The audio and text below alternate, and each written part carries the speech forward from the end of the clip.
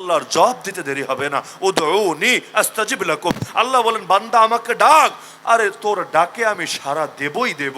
ইন্নাল্লাযীনা ইস্তাকবিরুনা আন ইবাদাতি, এই দুআই, আমাকে ডাকা থেকে যারা মুখ ফিরায় নেবে, আমাকে যারা ডাকবে না, সায়াদখুলুনা জাহান্নামা দাখিরিন, তারা ধিক্কৃত হয়ে লাঞ্ছিত হয়ে জাহান্নামে প্রবেশ করবে। আরে যেই সময় আল্লাহকে ডাকতে পারতাম না, কথাই বলতে পারতাম না, ওই সময় আল্লাহ আমার দিলের প্রয়োজনগুলো শুনেছে। এখন যখন বলতে পারি, তাহলে আল্লাহ শুনবে না কেন? ৮০ বছরের কাট্টা কাফেরও আল্লাহকে ডাক দিলে তার ডাক দিতে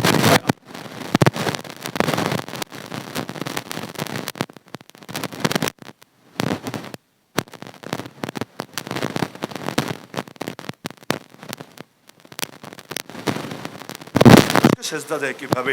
যদি শোনেন থাকে, তাহলে মানুষ মানুষের কাছে আবার মোনাজাত করে কিভাবে? মানুষ মানুষের সেজদা দেয় না, কি দেয় না? কাদের দেয়? কোন নাস্তিক বেঈমানরা দেয় না, দেয় আল্লাহর ওলিরই দেয়। কিন্তু আল্লাহর ওলিরে দেখ না, আরে নবীও তো কখনো আল্লাহ সমান হবেন না। নবী কখন আল্লাহ সমান হবেন? নাউযুবিল্লাহ। নবী নবী, আল্লাহ আল্লাহ, কাউকে কারো সঙ্গে তুলনা দেওয়া যাবে না। লাইসা কামিসলিহি শাই, কোরআন বলেছে আল্লাহর অনুরূপ, আল্লাহর মতো কেউ কখনোই হবে না, হতে পারে না। এই আন্দোলনের পর কোন ফাজিল ঢাকার রাস্তাঘাটে এটা দেখেছে, বিভিন্ন দেয়ালের মধ্যে লিখেছে, ওই দেয়াল অঙ্কন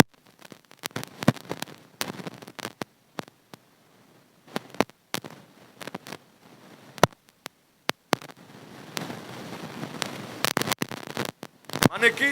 মোরা মানে আমরা, বিধাতা হলো আল্লাহ, আমরা আল্লাহর মতো নির্ভয় মানে ভয় ডরহীন। নাউযুবিল্লাহি মিন যালিক। আরে যতই আন্দোলন করো, যতই সংগ্রাম করো, যত বড় বিজয় অর্জন করো, তাই বলে আল্লাহর মতো হয়ে গেছো?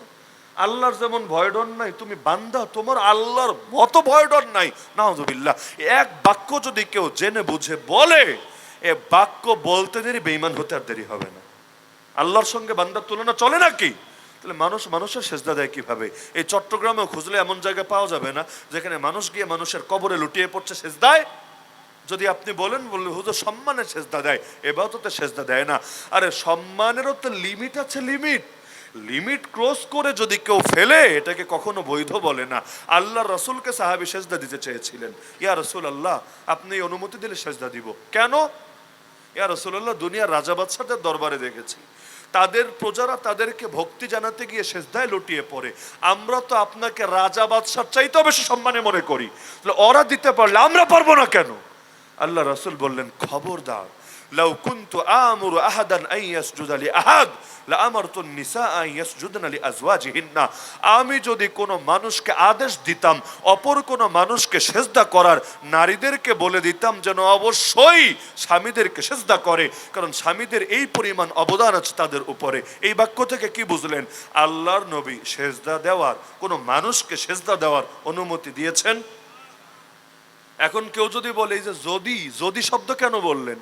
আরে যদি শব্দ অন্য হাদিস দেখেন, নবী বলেন আমার পরে যদি কেউ নবী হতো, সেই নবী হতো ওমর। শোনেন নাই হাদিস?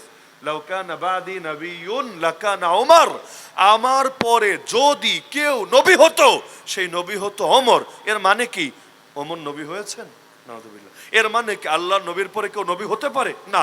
যদি সিলসিলা চলতো, চলবে না, যদি এই সিলসিলা আরো সামনে অগ্রসর হতো, তাহলে ওমরের নামও সেই তালিকায় অবশ্যই থাকতো, এটা বুঝিয়েছেন। তা আল্লাহ নবী বলেন যদি সেজদা দেওয়ার আদেশ দিতাম, নারীদেরকে বলে দিতাম যেন স্বামীদেরকে সেজদা করে, দেন নাই, স্পষ্ট।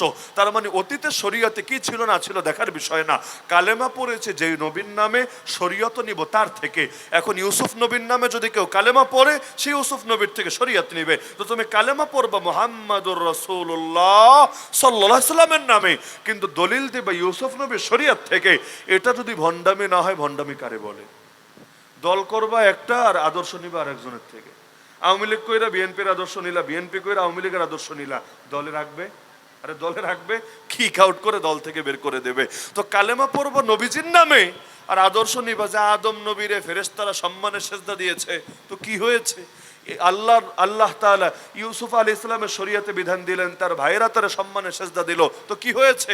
আগের শরীয়ত যদি এত পছন্দ হয়, আদম নবীর শরীয়তে তো ভাই বোনরে বিয়ে করে ফেলতো, কেন? দুনিয়া মানুষই তো নাই, মানুষই তো খালি ভাই বোনেরা। তাহলে জোড়ায় জোড়ায় জন্ম হতো, এক জোড়ার ছেলে আর এক জোড়ার মেয়ে বিয়ে হতো। তো তাই বলে এখন কি আপনিও আপনার বোনের ক্ষেত্রে এই শরীয়ত প্রয়োগ করতে পারবেন নাকি? কোশ্চেন কেন সম্ভব না। আপনিও জানেন এটা রহিত হয়ে গেছে, এটা ওই নবীর জামানায় ছিল, আমাদের শরীয়তে কিছুতেই প্রযোজ্য না। আগেরটা তো আগের, এখনেরটা তো এখনের, দুটোকে মিলিয়ে তালগোল পাকিয়ে ফেলা তো উচিত হবে না। কোন কোন শরীয়তে শুয়োরের গোশত হালাল ছিল, আবার কোন কোন শরীয়তে উটের গোশত হারাম ছিল। শরীয়ত তো প্রেসক্রিপশন, আল্লাহ তাআলা যখন যেভাবে চেয়েছেন সেভাবে দিয়েছেন। এক এক নবী আলাদা আলাদা পাঠালেন কেন? কারণ প্রতিটা নবী আলাদা আলাদা, লিকুল্লিন জাআলনা মিনকুম শিরআতাও ওয়া মিনহাজা, আলাদা শরীয়ত নিয়ে আসলেন, আলাদা তরিকত নিয়ে আসলেন। তো যেই জামানায় মূলত তো যাচাই করতে চেয়েছেন আল্লাহ, বান্দা আল্লাহর কথা শোনে কিনা, আল্লাহর কথা মানে কিনা, আল্লাহর আদেশ নিষেধের সামনে নিজেকে সঁপে দিতে পারে কিনা। যখন কেবলা পরিবর্তন হলো, ঘটনা জানেন না? এক সময় কেবলা ছিল মসজিদ আকসা, এখন কেবলা কোনটা? কাবা। এখন যদি কেউ পূর্ব দিকে ফিরে নামাজ পড়ে, নামাজ হবে? বাংলাদেশ থেকে পূর্ব দিকে ফিরে পড়লে হবে? পূর্ব দিকে কিন্তু আকসা আছে, তাহলে হবে না কেন? কারণ আপনিও জানেন রহিত হয়ে গেছে। যেই সময় কেবলা পরিবর্তন হলো, অনেক মানুষ দলে দলে মুরতাদ হয়ে গেল, বেঈমান হয়ে গেল। কেন? তারা বললো, আরে এ আবার কেমন নবী যার কেবলারে ঠিক নাই? আল্লাহ কোরআনে জবাব দিলেন, আরে পাগল, আগে একদিকে ফিরতে এখন আরেক দিকে ফিরতে, এর মানে এটা না যে আল্লাহ একদিকে আছে আর একদিকে নাই। ফাইনামা তুয়াল্লু ফাসাম্মা ওয়াজহুল্লাহ, যেদিকেই মুখ ফিরাও না কেন সেদিকে আল্লাহ আছে। আল্লাহ পূর্বেও আছে, পশ্চিমেও আছে, উত্তরেও আছে, দক্ষিণেও আছে। আল্লাহর কুদরতের বাইরে কোনো দিক নাই, আল্লাহর ইলমের বাইরে কোনো দিক নাই, আল্লাহর শক্তি আল্লাহর ক্ষমতার বাইরে কোনো দিক নাই। পূর্বে ফিরলেও আল্লাহ, পশ্চিমে ফিরলেও আল্লাহ, উত্তরে ফিরলেও আল্লাহ, দক্ষিণে ফিরলেও আল্লাহ। আরে নিচে যখন সেজদা দেই তখন আল্লাহ, আর উপরে যখন হাত তুলে দোয়া করি তখনও আল্লাহ। তাহলে একবার এদিকে একবার এদিকে কেন? এজন্য লিনাআলামা মাইয়াত্তাবিউর রাসূল, আমি পরীক্ষা করতে চাই আসলে কে রাসূলের অনুসরণ করে, মিম্মা ইয়ানকালিবু আলা আকিবাই, আর কে রাসূলের আদর্শ ছেড়ে অন্য আদর্শের পেছনে ছোটে। মূল বিষয় পরীক্ষা করা, মূল বিষয় ডাইনো না, বামও না, সামনেও না, পেছনও না, দিকটা বড় বিষয় না। বড় বিষয় হলো বান্দা আল্লাহর কথা শোনে কিনা, মানে কিনা। তাহলে আমাকে বলেন, ইসলামকে বিজয়ী করতে আল্লাহর কি আমাদের রক্তের প্রয়োজন ছিল? আল্লাহকে নবীজির তয়েফের ময়দানে রক্ত ঝরানো ছাড়া ইসলাম বিজয়ী করতে পারতেন না? আল্লাহকে বদরের ময়দানের এই কষ্টকর অবস্থা, বদরের ময়দানেও সাহাবীর আঘাতপ্রাপ্ত হলেন, উহুদে তো 70 জন শহীদই হয়ে গেলেন, আমির হামজা আল্লাহ রাসূলের আপন চাচার বুক চিরে কলিজা বের করে চিবিয়ে খাওয়া হলো। আল্লাহ তাআলা এই দৃশ্যগুলো ঘটানো ছাড়াও ইসলাম বিজয়ী করতে পারতেন না? অবশ্যই পারতেন। তাহলে এগুলো হলো কেন? এগুলো হলো উম্মতকে শিক্ষা দেওয়ার জন্য যে আমার রক্ত যদি আল্লাহর দ্বীনের পথে লাগে তবেই না আমার জীবনের দাম বাড়বে। কেন? পরীক্ষায় রেজাল্ট ভালো হবে, আল্লাহর জন্য যে আসলে আমি সব কোরবানি করতে পারি এই সার্থকতা এবং এটার নতিজা প্রকাশ পাবে। মূল বিষয় পরীক্ষা, মূল বিষয় দ্বিতীয় কিছু না। তাহলে আল্লাহর পরীক্ষা, আল্লাহর করা পরীক্ষায় পাশ করা লাগবে নাকি লাগবে না? যদি লাগে তাহলে আল্লাহর বদলে বান্দারে সেজদা দেয় কিভাবে? এই শরীয়তে তো অনুমোদন নাই। তাহলে চট্টগ্রামের মধ্যে এই কাজ করার দুঃসাহস লোকে কিভাবে করে? চট্টগ্রামে করে মানে বাংলাদেশে আর কোথাও করে না তা না, আমি আপনাদের জাগানোর জন্য আপনাদের কথাটা বলছি। চিটাগাংয়ের মধ্যে এই টাইপের কাজ কেউ কেউ করে কিনা? ওরাও মাথায় টুপি পরে কিনা, গায়ের মধ্যে জামা পরে কিনা? আরে মাথায় টুপি পরবা, গায়ে সুন্নতি জামা পরবা, নবীর নাম ব্যবহার করবা, কিন্তু আল্লাহর নবীর থেকে ফতোয়া নিবা না, শরীয়ত নিবা না, নিজেরা বৈশা বৈশা বানায় আস, তারপর সেটা নবীর নামে চালাবা। নিঃসন্দেহে এটা চরম ভণ্ডামি আর মূর্খতা ছাড়া কিছু না। দ্বিতীয় বিষয় হলো আল্লাহর রাসূল গান বাজনার বাদ্যযন্ত্র হালাল করেছেন না হারাম? নবী বলেছেন যে তিনি এসেছেন বাদ্যযন্ত্র ভাঙার জন্য, নাউযুবিল্লাহি মিন যালিক। কারণ বাদ্যযন্ত্র হারাম, বাদ্যযন্ত্র অন্তরে জিনাত প্রেরণা সৃষ্টি করে, বাদ্যযন্ত্র মানুষকে কোরআন তেলাওয়াত থেকে গাফিল করে তোলে। যাদের মিউজিক ভালো লাগে ওদের কোরআন ভালো লাগে না, বিশ্বাস করেন এটা? যারা মিউজিক শুনে মজা পায়, যদি তারাবির নামাজ মসজিদে লম্বা হয়ে যে ইমামের উপর খেপে যাবে, খেপে যাবে কেন? কারণ কোরআন তেলাওয়াত শুনতে তার ভালো লাগে না, সে মিউজিকের মজা পেয়ে গিয়েছে। দুনিয়ার জিনিসটাই এমন, মদের মজা যে পায় সে মদের মজাই পায়, জিকিরের মজা সে পায় না, বরং তো জিকির করতে বসালে ওর দম বের হয়ে যাবে, এরকম অবস্থা হবে। তা আল্লাহর রাসূল এসেছেন বাদ্যযন্ত্র ভাঙার জন্য। তাহলে কত আফসোসের বিষয়, আজকে সেই নবীর নাম নিয়ে বাদ্যযন্ত্র ব্যবহার করার দুঃসাহস দেখানোর চেষ্টা করে। এগুলো বেয়াদবি না? আরে এগুলো বেয়াদবি না? তাহলে সুতরাং প্রতিটা ক্ষেত্রে আল্লাহর একত্ব বজায় রাখা লাগবে নাকি লাগবে না? আল্লাহ রসুল সাল্লাল্লাহু আলাইহি সাল্লামের আদর্শই মানা লাগবে নাকি লাগবে না?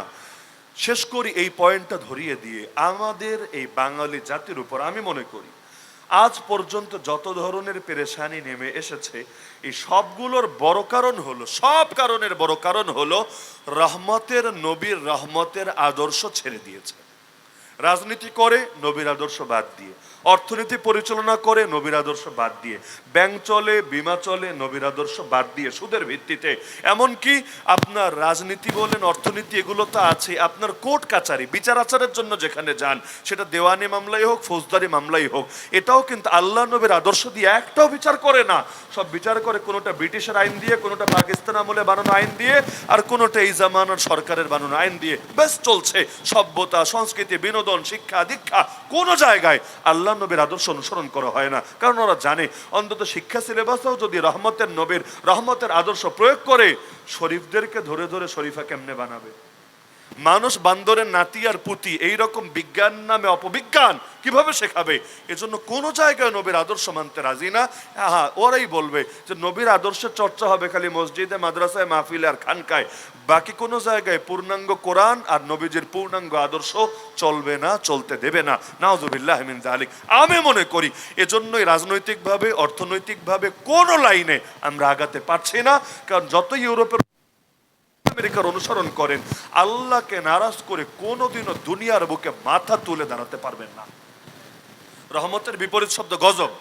নবী হলেন রহমতের নবী, তার আদর্শ বাদ দিয়ে যে আদর্শ নিবেন সেটা হবে গজবের আদর্শ। আর গজবের আদর্শ যদি মানেন, আপনার উপর গজব পড়বে, এটাই স্বীকৃত, এটাই অনিবার্য। সুতরাং সব ক্ষেত্রে আল্লাহ নবীর আদর্শ মানতে রাজি আছেন তো ইনশাআল্লাহ? কেমনে মানবেন জানি তো না। আল্লাহ নবী সম্পর্কে আমাদের জানাশোনা কয়েকটা কেচ্ছার মধ্যে সীমাবদ্ধ। কষ্ট নিয়েন না, এটাই বাস্তবতা।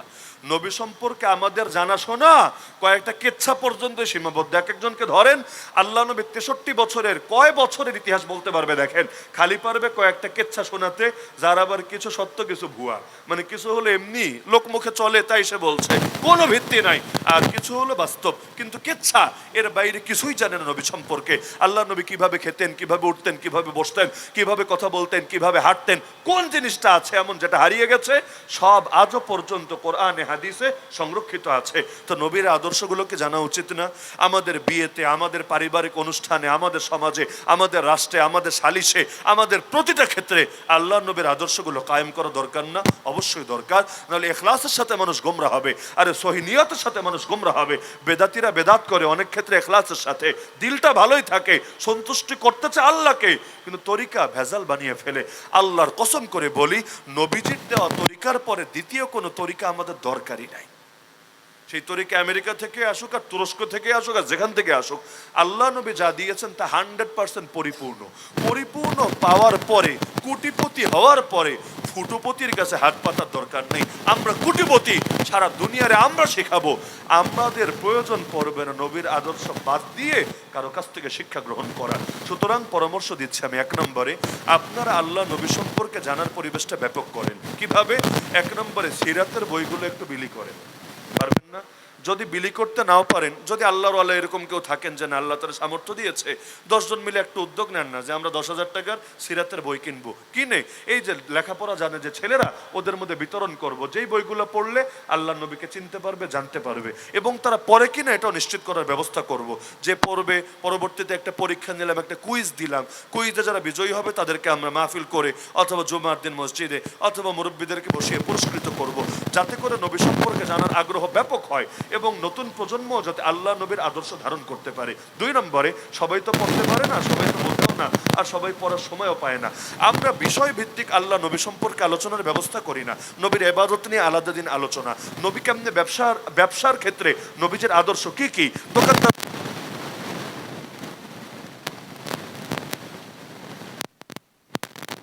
যারা খ্যাতখামারি করেন, চাকরিজীবী আছেন, আপনার ক্ষেত্রে নবীর কি আদর্শ সেটা একটু শিখে নেন। যারা রাজনীতি করেন, রাজনৈতিক ক্ষেত্রে নবীর দেওয়া মূলনীতিকে একটু জেনে নেন। যারা বিভিন্ন ব্যাংকে আছেন, বিভিন্ন অর্থনৈতিক প্রতিষ্ঠানে আছেন, অর্থনীতির ক্ষেত্রে নবীর মূলনীতি কি একটু শিখে নেন। এটা শিখলে কি লস হবে না লাভ হবে? আরে কি ধারণা, লস হবে না লাভ হবে?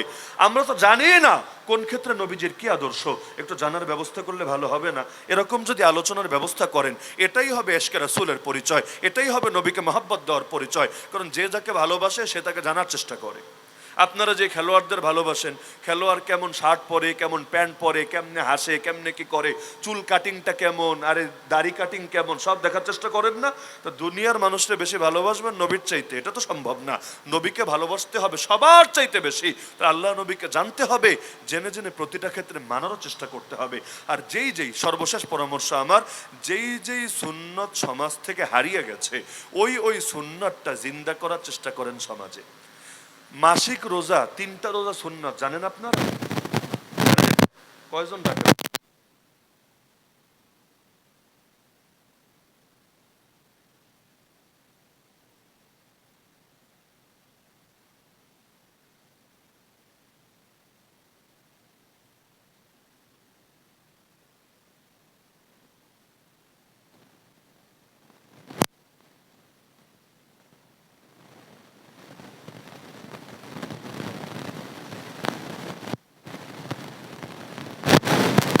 আমরা এই 3 দিন আসার আগেই ইমাম সাহেবকে বলে মসজিদ থেকে একটু প্রচারণা চালাবো। আলাদা একটা ব্যানার ঝুলাই দিব, এই যে ব্যানারের মতো একটা, এত বড় দরকার নেই, ছোটখাটো একটা ব্যানার ঝুলাই দিব যে এই মাসের সুন্নত রোজা এই তারিখে, বাংলা তারিখ ইংলিশ তারিখ মিলে মানে কোন কোন তারিখ হয় আমরা দেখায় দিব। সাহারির শেষ টাইম এই কয়টায়, ইফতারের টাইম এই কয়টায় লিখে দিব। আর সঙ্গে ফজিলতটা লিখবো। ফজিলত কি জানেন? যে ব্যক্তি প্রতি মাসে 3টা করে রোজা রাখবে, ফাযালিকা সিয়ামুদ দাহর, এটা তার সারা জীবন রোজার সওয়াবের সমান হয়ে যাবে। মানে কি? আপনি রোজা রাখবেন 3টা, আল্লাহ সওয়াব দিবেন 30টা। তো যদি 30টা করে প্রতি মাসে আল্লাহ সওয়াব দেয়,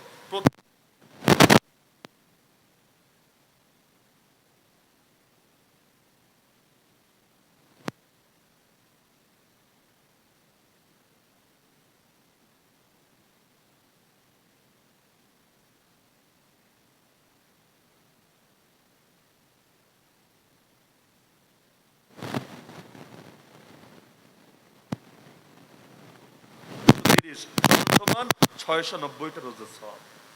তো এক বছরে দিন কয়টা? 690 দিন আছে নাকি কোনো বছরে? দিন তো এর অর্ধেক।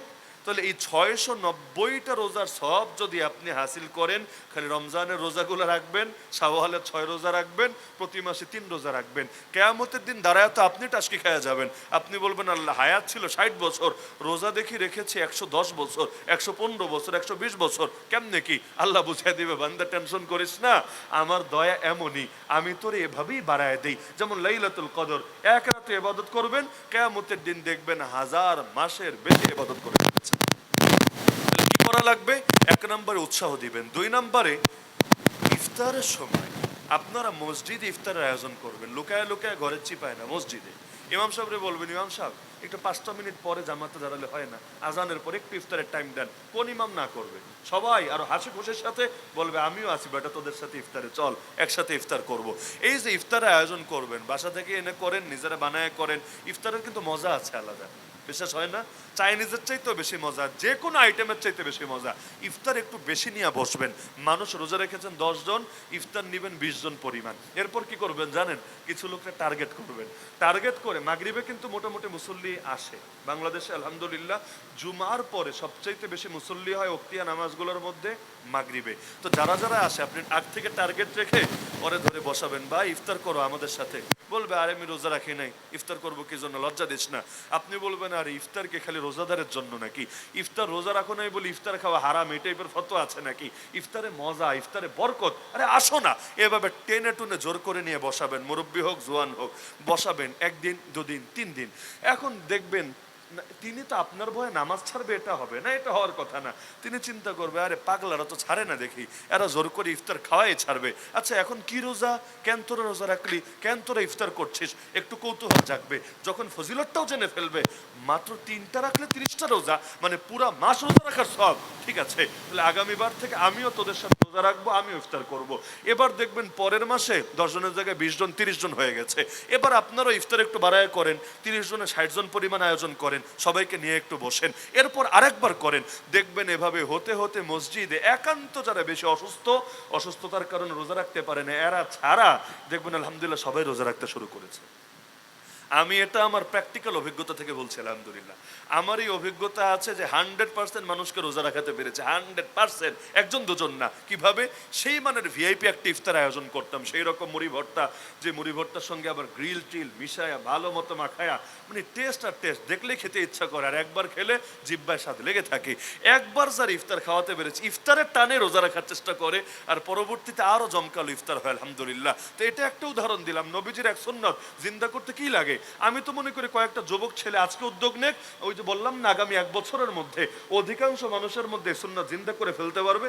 বিশ্বাস না হলে করেই দেখেন না। এরকম যে কোনো সুন্নাত আপনি একটু খোঁজ নেন, ওলামায়ে কেরামের সাথে পরামর্শ করে, হুজুর আমার এলাকায় আমার গ্রামে কোন কোন সুন্নতের উপর আমল নাই, মরে গেছে, দেখি তো, খুঁজে বের করে করে পরামর্শ করে আমল শুরু করে দেন। নবীর সুন্নতের উপর যদি এই ফিতনার জামানে আমল করতে পারেন, সুন্নতকে জিন্দা করতে পারেন, আল্লাহ আপনার আমল নামে শহীদের সওয়াব লিখে দিবেন। তো রহমতের নবীর আদর্শ জিন্দা করবেন তো ইনশাআল্লাহ। এটাই হবে প্রকৃত সুন্নিয়ত, এটাই হবে প্রকৃত মাহাব্বত, এটাই হবে প্রকৃত ইশকে রাসূল। কারণ নবীর আদর্শ যদি সমাজে জিন্দা না থাকে, নবীকে মহব্বত করার দাবি বড় ভিত্তিহীন, বড় ভুয়া দাবি হবে। আমাদের রক্তের বিনিময় হলেও আল্লাহ নবীর আদর্শকে হেফাজত করতে হবে। সাইয়্যিদুনা হুসাইন কারবালার প্রান্তে রক্ত ঝরিয়েছিল কেন? দুনিয়ার কোনো ধান্দা নিয়ে যায় নাই, কারবালার ময়দানে গিয়েছে খেলাফতকে নববী আদর্শে ফিরাবে বলে। খেলাফত তখনও বিলীন হয় নাই দুনিয়া থেকে, কিন্তু খেলাফত আল্লাহ নবীর আদর্শ থেকে বের হয়ে ইয়াজিদের মতো পাপিষ্ঠ আর অযোগ্য লোকের হাতে চলে গিয়েছে। তিনি গিয়েছেন খেলাফতকে আবার খুলাফায়ে রাশিদিনের আদর্শে, আল্লাহ রাসূলের আদর্শে।